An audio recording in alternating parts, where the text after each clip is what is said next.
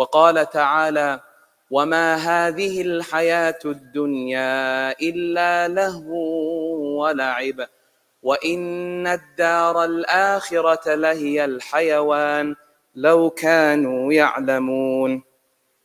صدق الله العظيم وصدق رسوله الكريم ونحن على ذلك من الشاهدين والشاكرين والحمد لله رب العالمين. So today's khutbah, I wanted to focus on an important question.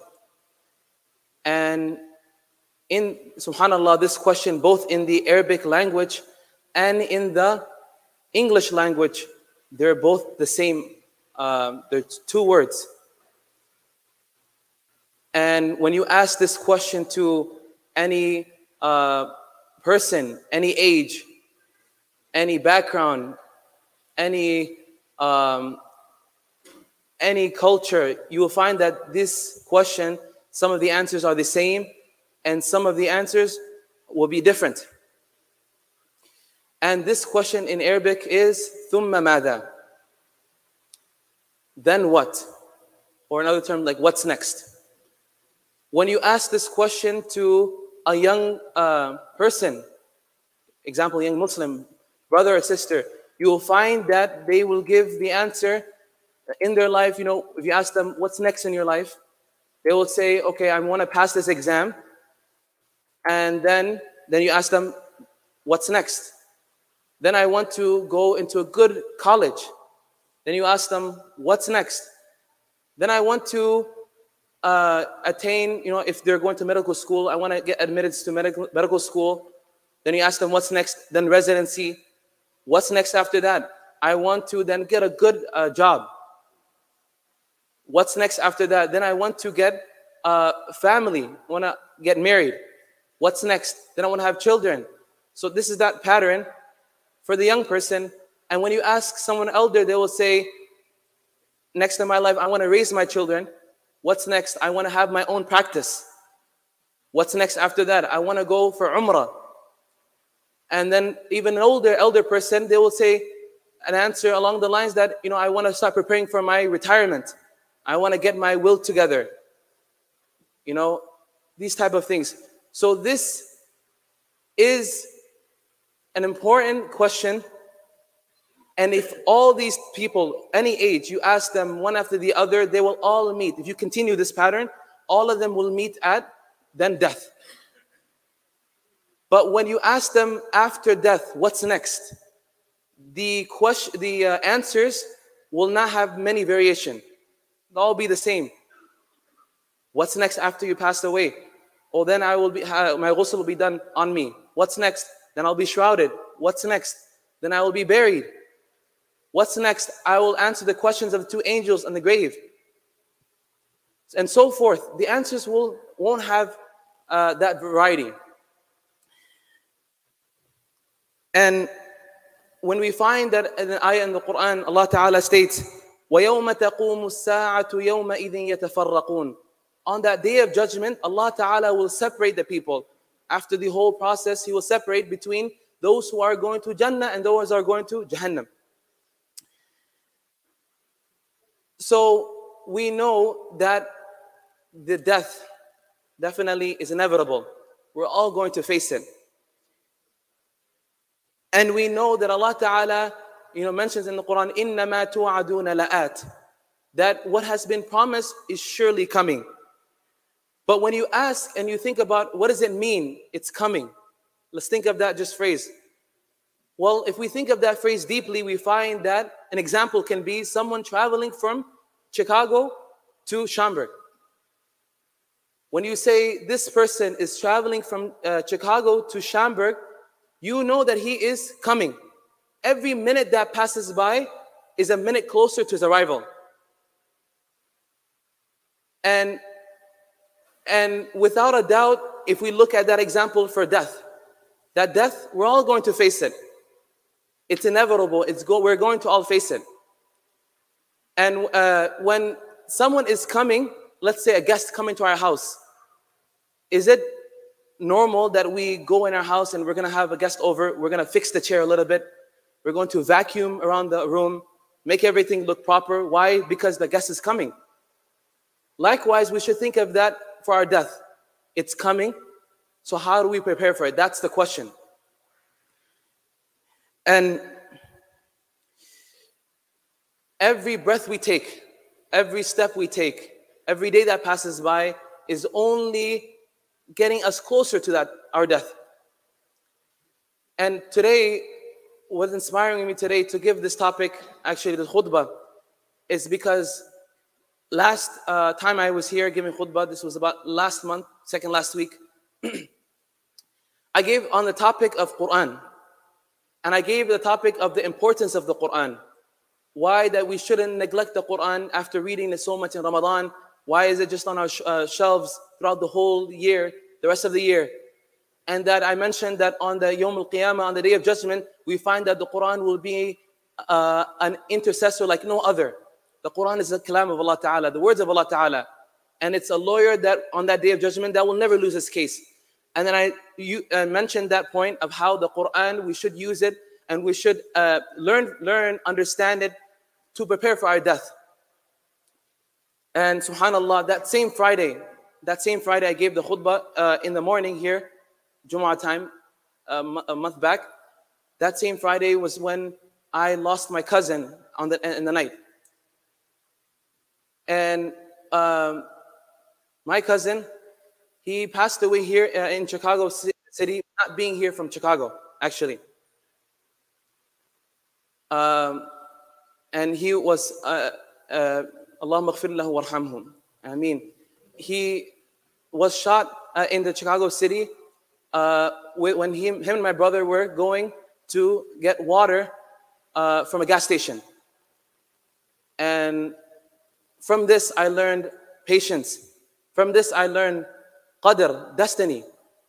And from this, I read this ayah frequently. I wanted to share with everyone here that in the last ayah of Surah Luqman, Allah Ta'ala states, إِنَّ اللَّهَ عِنْدَهُ عِلْمُ السَّاعَةِ وَيُنَزِّلُ الْغَيْثِ وَيَعْلَمُ مَا فِي الْأَرْحَامِ وَمَا تَدْرِي نَفْسٌ مَاذَا تَكْسِبُ غَدًا وَمَا تَدْرِي نَفْسٌ بِأَيِّ أَرْضٍ تَمُوتُ إِنَّ اللَّهَ عَلِيمٌ خَبِيرٌ.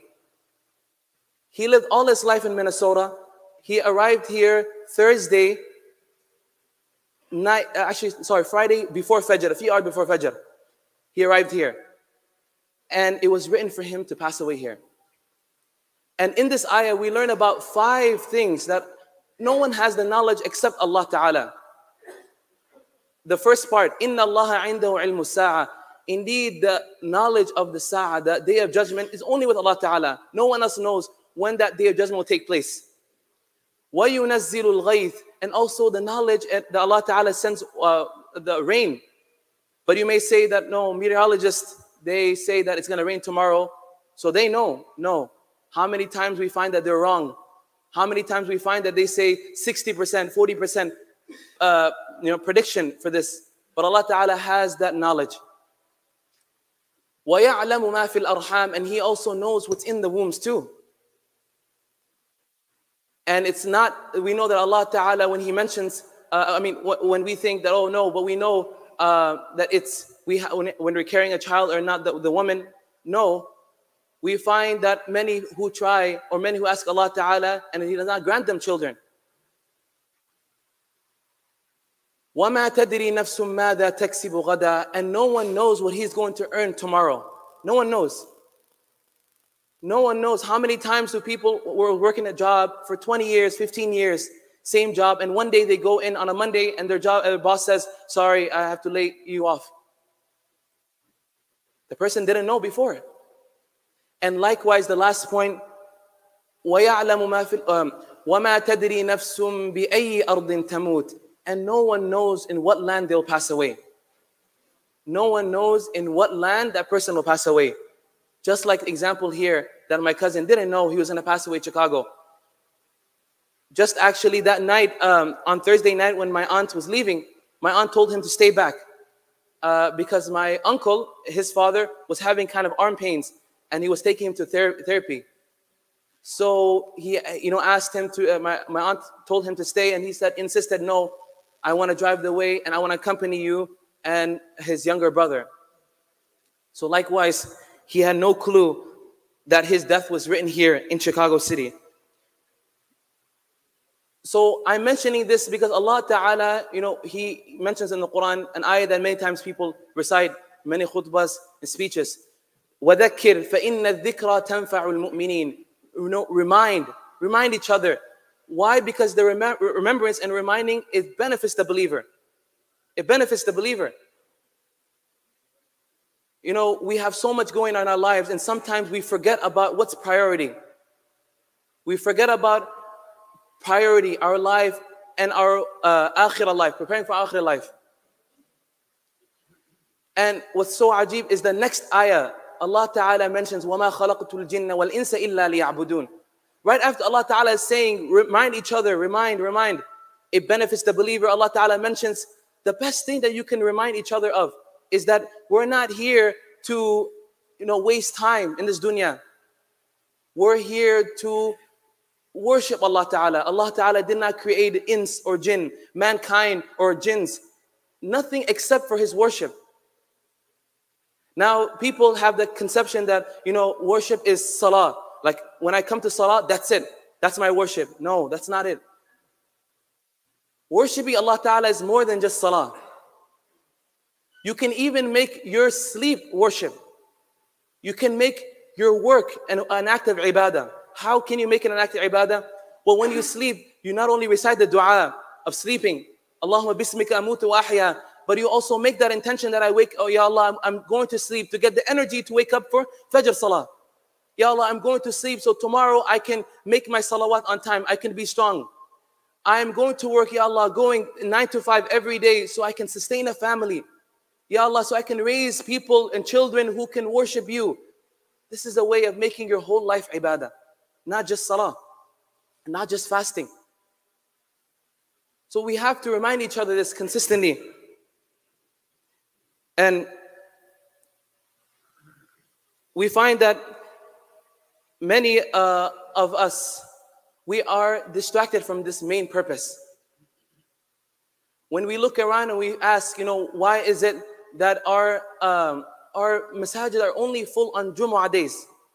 We should ask ourselves these questions. Why is it that all these masajid across USA in many different places, that people only populate the masjid Jumu'ah time? How is it that we only come visit the house of Allah Ta'ala once a week and we expect Allah Ta'ala to reward us with compared to someone who's devoting his whole time and coming out of his way to come for salah? Now there is, yes, we know that people have jobs, people have obligations, but we can make an effort, whether it's 1 salah a day, whether it's 2 salahs a day in the masjid, but we shouldn't just leave it to Jumu'ah being content with once a week and that's it. I'll be happy with that. Just like we work harder in job to attain higher status, to attain higher rank, to earn more, we should also think of that same way. How can we collect for our akhirah life? The life that's not going to be 60 years, 70 years, 80 years, 90 years, 100 years. It's not going to be. But rather it's going to be an eternity, forever and ever, ever. A life we're going to have in the akhirah. We, including myself and many people, we have the conception that we have time. We have time. When we think of that, oh no, when we get older and elder, then inshallah we will start praying our salawat. Then inshallah we'll start fasting. Then inshallah ta'ala we will be in the masjid consistently, all the 5 salawat. Then we will make dhikr more. But no, that's not the case. The example I gave of my cousin, he's 18 years old. Younger than me. No, myself, and I look at myself and I think, we all have that conception that, we have time. Inshallah ta'ala we'll do more in our life. But this was an eye-opener for me. And I'm not mentioning this story to have everyone feel sorry for me. No, I'm just using it as a reminder because it woke me up in my life. When I think about this, I think that many people, they think that no, only the sick person will die. That's wrong. We shouldn't wait that when we're only on our, on our bed or hospital bed, and when a doctor tells us we have only a few days or a few months, that's when we start to remember Allah Ta'ala. No, but rather we should start now. We should start when we have the strength. We should start when we know that Allah Ta'ala has given me today. He prayed, my cousin prayed Jummah in Chicago City, but he did not know it was last Jummah. And neither do we know, myself and you all. We don't know if it's our last Jummah. We have to remember that the king will die. The slave will also die. The servant will die. The healthy will die. The sick will also die. The young will die. The old will die. We have to remember that the doctor will die. Also the patient will die. We have to remember that not only the speaker will die and the listeners will all die too. All of us. It's not exclusive to people. So once we start to realize this, then only then can we answer the next question. What's next? That question I began the khutbah with. What's next? When we know that, I mentioned, a guest is coming into our house. We know a guest is coming visiting us. We start to prepare our house. We start to vacuum. We start to clean the house. Because why? We know a guest is coming. Someone's visiting us. Likewise, we know death is coming. So we need to start preparing for that. We have to ask ourselves, what preparations have we made? First, are we realizing that we're going to pass away, that we're not going to live forever and ever? Once we realize that, then only we can take that next step. One point, including, everyone, myself included, as I mentioned, that we should start populating the masjid. We should not only start populating the masjid, we should encourage our friends and families that this is a place to gather. We should ask ourselves some questions. Sometimes we don't ask ourselves these questions, but it's apparent. The question is, why is it that, our youth, or any, people are so happy to go out to concerts, are so happy to go to basketball game arenas, are so happy to go to parties, events. But when it comes to the masjid, the house of Allah Ta'ala, we're not that enthusiastic about it. It's something that, we'll visit either once a week. Or there's even people who visit only the 2 Eids. Everyone here is only hearing this reminder because Allah Ta'ala gave the tawfiq to come to Jumu'ah today. But there are many who are not attending Jummah Salah and rather just making it only in time for the Eid Salah. So I want us all to ask our questions. For those people, do you think that there will be the same reward for those who consistently come to the masjid? Those who spend time, any free time they got, that they spend in act of ibadah, in reading more Quran, encouraging their children for more Quran. We have a ni'mah of a masjid here, beautiful masjid here. But it's sad that not only many masajid across USA that we're not populating the masjid, but rather we're going to rent out halls and have a feast and a party when there's, mashallah, events taking place here and many different masajid. So we want to, inshallah, take benefit from this. We want to take benefit from programs, and we want to also encourage our youth to look up to role models. Nowadays, we live in a life of role models, like role models. Whether it's influential social media people, whether it's stars of Facebook stars, whatever. We live in that life.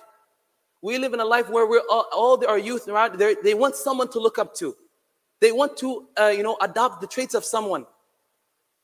There is new shoes that come out. We know this. All of us are aware of it. It's not something new, but years back, Yeezy shoes or different things.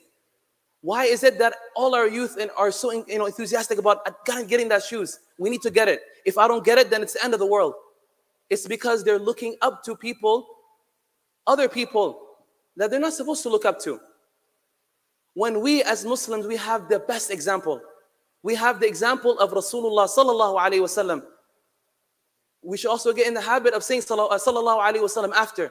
So we have we have that role model, that everlasting role model. It's not a role model that was only restrained to his era or the 100 years later or 200, but till now, until Yawm al-Qiyamah. That's the role model we have. We have a role model that Allah Ta'ala chose over all the Anbiya.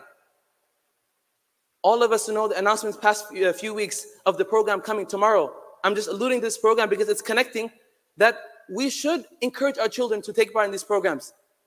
A program learning about the characteristics of Prophet Muhammad sallallahu alaihi wasallam, instead of following someone who has 200,000 followers and adapting his traits, we want them to adapt that trait. How do we do that? We start bringing them here for these programs. We start having them sit down. There's a teacher here in Chicago City, and I was speaking to him. He's an alim course, he's a mufti. And I was speaking to him a few months back, and he was mentioning to me that, that how Allah Ta'ala gave him great hidayah, how Allah Ta'ala guided him to become a great alim. And how did he guide? He used his mother. His mother would take him every day to the masjid for any ta'aleem, small program, any big program, anything that was happening. She said, my son has to sit and listen. We know kids, we know youth, so he didn't want to listen. So many times he would tell me that he would sit in the program and he would not pay attention. He would just sit and he would kind of like fall asleep, doze off. But you would think, a mother maybe, okay, after 2, 3 years, 4 years, 5 years, she would say, okay, there's no point, just keep him at home, give him the device. No, she pushed until one speech in his college years, beginning of college years, one speech, one khutbah or one speech, a guest speaker in his city came, and he was giving a talk, and that one speech resonated with him, and now he changed. After that, he changed his life completely, and he became, mashallah. I'm not like he was bad in the past, but he was not on the path of deen, of practice, of learning the deen. And now, not only has he learned to the highest, one of the highest level mufti, mashallah, but he is also a teacher for many. So we want to use that example as parents and as youth to populate the masjid, to inshallah become among those who continuously benefit from this this masjid and any inshallah programs. And inshallah, we hope through this that our youth will not only inshallah become great stars, will not only become people who are inshallah better than me and better than all of us. We don't want a regression in the society. Imagine if us were coming once a week for Jumu'ah, do we expect our next generation to come twice a week, 3 times a week, 4 times a week? No, it will only regress, and that's the way the time works. That the farther away we are from the Rasulullah sallallahu alaihi wasallam time, that's how much less barakah we are getting. But inshallah, let's maximize as much as we can, and we ask Allah Ta'ala to give us tawfiq. We ask Allah Ta'ala to give us tawfiq. We ask Allah Ta'ala to guide us, our youth. We ask Allah Ta'ala to guide the whole ummah. We want success for everyone and nothing less. Jazakumullah khairan. Wassalamu alaikum wa rahmatullahi wa barakatuh.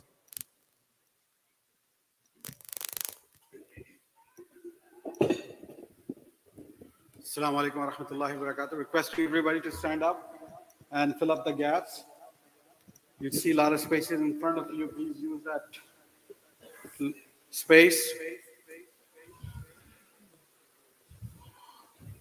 There are brothers who are standing.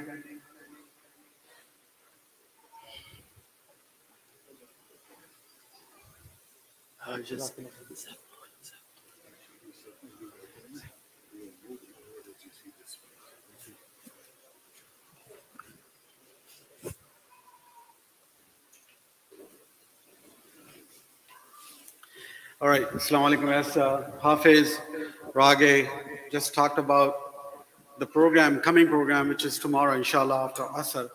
It's a Seerah conference on Rasul Sallallahu Alaihi Wasallam, Seerah of Rasul Sallallahu Alaihi Wasallam. Inshallah, starting at Asr, we'll go all the way to Isha. There are multiple speakers coming in around the neighborhood, and there are going to be few Qur'ans and few Nasheed reciter as well. So requesting your presence as a family, inshallah. The other important announcement before I go to, there are 2 other October programs, we'll talk about it. The other program is Masjid Huda fundraiser dinner. We do this to meet our shortfall of the year.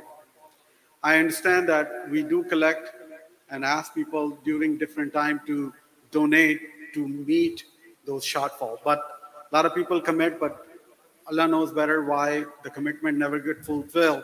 So all these programs, everything what we do, it including bringing these scholars from outside, costs your donation. It comes from your donation, right? So we need to fulfill those gaps. So this is not a fundraising dinner, just like going into a banquet hall. There's going to be a dinner for 5+ people. We are selling these tickets. Please purchase that. You can pay it. There's a direction there. Make sure that if you're paying here, make sure you mark that you're going to come and pick up your dinner. If you're not, then make sure you don't mark that. How you're paying through credit card, cash, or check. Make sure so we can track that, inshallah. So there are brothers who's going to be selling these tickets. So please donate generously and support Masjid Huda shortfall every year. And then, of course, in October, we have 2 programs coming in. In October 13th, which is October 14th, excuse me, which is Friday, middle of October, is a blood drive. So October 13th is blood drive, I'm sorry. So October 13th, which is Friday, will be the blood drive. So just like before, we do these kind of blood drive every quarterly. This is going to be a kind of a sadaqah jariyah because you are helping another human being by giving the blood, and it is healthier as well. So there's going to be a couple of trucks going to be here for the ladies separate and the men separate. It's going to be on a Friday from 11 to 4 p.m. So you can, inshallah, register that. That QR code will be available on WhatsApp group. The other program, which is October 14th at 1:30 p.m. after Zohar Salah, it's a youth raising resilient youth, actually, by Dr. Khatija. This is also a very good program. She's a doctor who works with kids who need help. They can identify early stage of child having a dual personality or having some challenges in the life. So they teach you how to work with the kids, your own kids, or if you're a teacher or you're a ustad, how to manage that expectation. So it's a good program. There's going to be flyer as well. Please attend that program as well. And then, of course, donate generously. We need your help and support to meet the expenses. Jazakallah khair.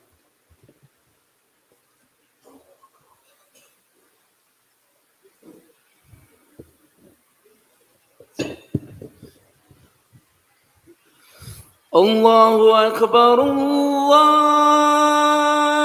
Akbar, Allahu Akbar,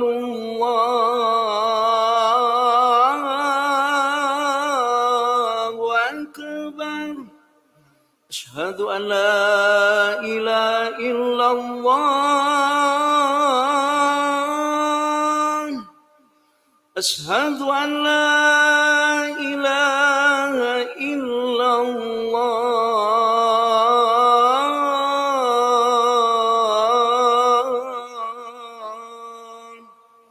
Ashhadu anna Muhammadan Rasulullah.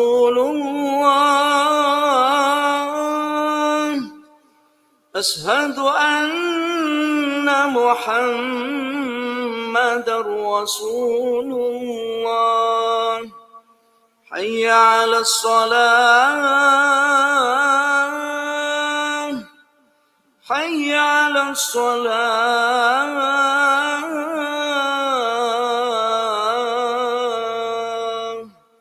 hayya ala al-falah, hayya ala al-falah.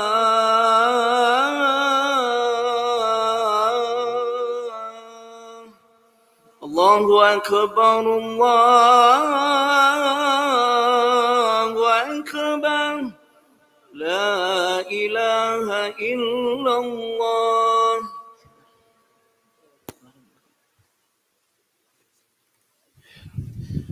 الحمد لله علي الذات عظيم الصفات سمي السمات كبير الشان جليل القدر رفيع الذكر مطاع الأمر جلي البرهان فخيم الاسم غزير العلم وسيع الحلم كثير الغفران جميل الثناء جزيل العطاء مجيب الدعاء عميم الإحسان سريع الحساب شديد العقاب أليم العذاب عزيز السلطان ونشهد أن لا إله إلا الله وحده لا شريك له ونشهد أن سيدنا مولانا محمدا عبده ورسوله المبعوث إلى الأسود والأحمر المنعوت بشرح الصدر ورفع الذكر وصلى الله عليه وعلى آله وأصحابه الذين هم خلاصة العرب العرباء وخير الخلائق بعد الأنبياء أما بعد فيا أيها الناس وحدوا الله فإن التوحيد رأس الطاعات واتقوا الله فإن التقوى ملاك الحسنات وعليكم بالسنة فإن السنة تهدي إلى الإطاعة، ومن أطاع الله ورسوله فقد رشد واهتدى. وإياكم والبدعة فإن البدعة تهدي إلى المعصية، ومن يعص الله ورسوله فقد ضل وغوى. وعليكم بالصدق فإن الصدق ينجي والكذب يهلك. وعليكم بالإحسان فإن الله يحب المحسنين. أعوذ بالله من الشيطان الرجيم. بسم الله الرحمن الرحيم. وقال ربكم ادعوني أستجب لكم إن الذين يستكبرون عن عبادتي سيدخلون جهنم داخرين.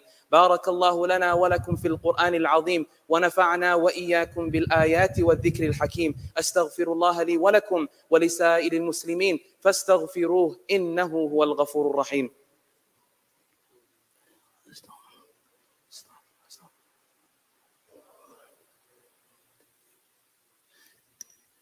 الحمد لله رب العالمين، والصلاة والسلام على رسوله الأمين. أما بعد، فيا معشر المسلمين، بسم الله الرحمن الرحيم. إن الله وملائكته يصلون على النبي يا أيها الذين آمنوا صلوا عليه وسلموا تسليما.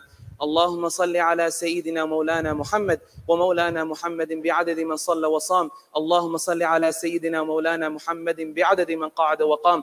اللهم صل على جميع الأنبياء والمرسلين وعلى سائر الصحابة والتابعين وعلى عبادك الصالحين. اللهم اغفر للمسلمين والمسلمات والمؤمنين والمؤمنات الأحياء منهم والأموات برحمتك يا أرحم الراحمين. اللهم طهر قلوبنا من النفاق، وأعمالنا من الرياء، وألسنتنا من الكذب، وأعيننا من الخيانة، فإنك تعلم خائنة الأعين وما تخفي الصدور. ربنا أتمم لنا نورنا واغفر لنا إنك على كل شيء قدير. عباد الله رحمكم الله، إن الله يأمر بالعدل والإحسان وإيتاء ذي القربى وينهى عن الفحشاء والمنكر والبغي يعظكم لعلكم تذكرون. اذكروا الله يذكركم وادعوه يستجب لكم، ولذكر الله تعالى أكبر، والله يعلم ما تصنعون. وأقيموا الصلاة.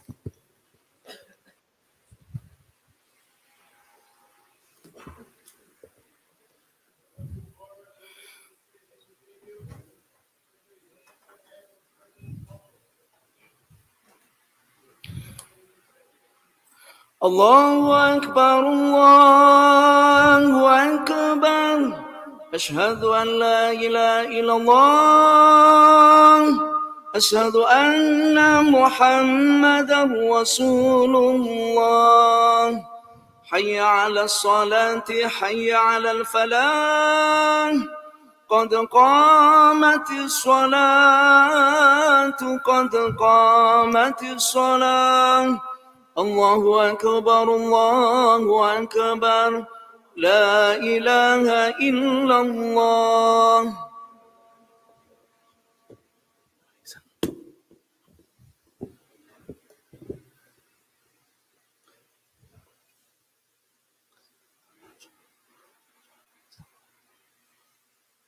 الله أكبر.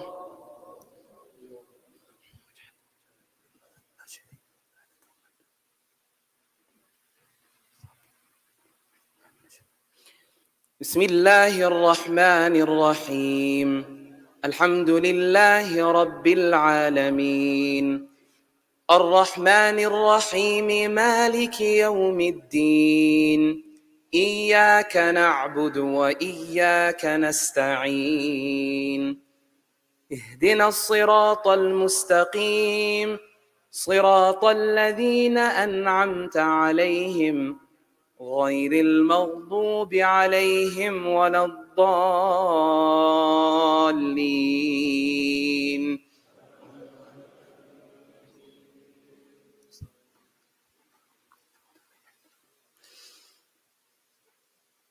ويستعجلونك بالسيئة قبل الحسنة وقد خلت من قبلهم المثلات وإن ربك لذو مغفرة للناس على ظلمهم وإن ربك لشديد العقاب. ويقول الذين كفروا لولا أنزل عليه آية من ربه إنما أنت منذر ولكل قوم هاد الله يعلم ما تحمل كل أنثى وما تغيض الأرحام وما تزداد وكل شيء عنده بمقدار عالم الغيب والشهادة الكبير المتعال سواء منكم من أسر القول ومن جهر به ومن هو مستخف بالليل وسارب بالنهار له معقبات من بين يديه ومن خلفه يحفظونه من أمر الله إن الله لا يغير ما بقوم حتى يغيروا ما بأنفسهم وإذا أراد الله بقوم سوءا فلا مرد له وما لهم من دونه من وال الله أكبر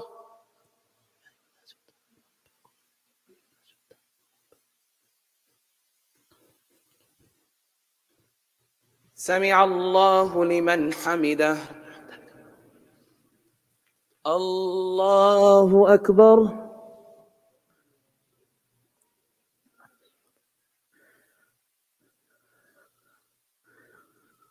الله أكبر الله أكبر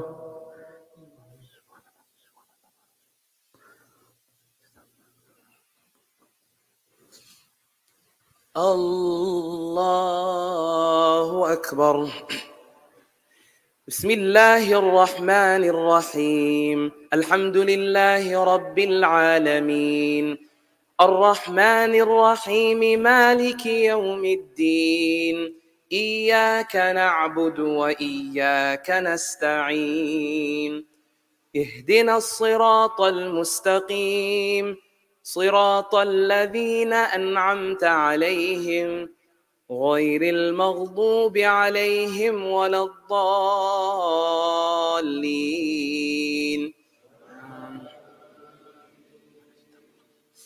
يا أيها الناس اتقوا ربكم واخشوا يوما لا يجزي والد عن ولده ولا مولود هو جاز عن والده شيئا إن وعد الله حق فلا تغرنكم الحياة الدنيا ولا يغرنكم بالله الغرور إن الله عنده علم الساعة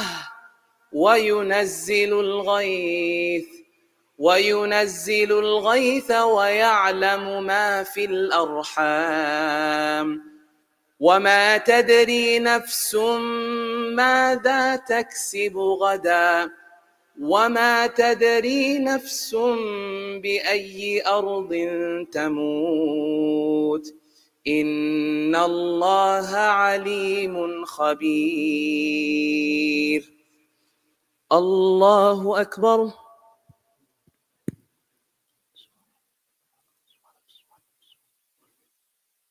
سمع الله لمن حمده الله أكبر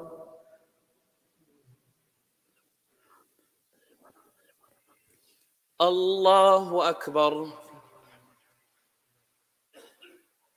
الله أكبر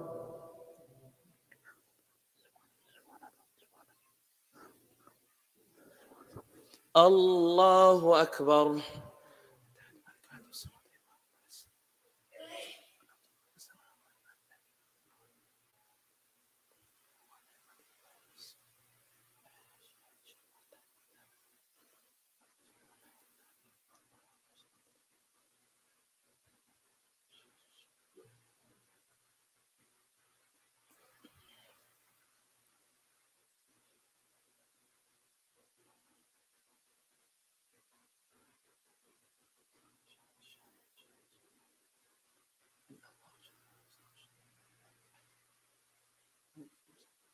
السلام عليكم ورحمة الله. السلام عليكم ورحمة الله.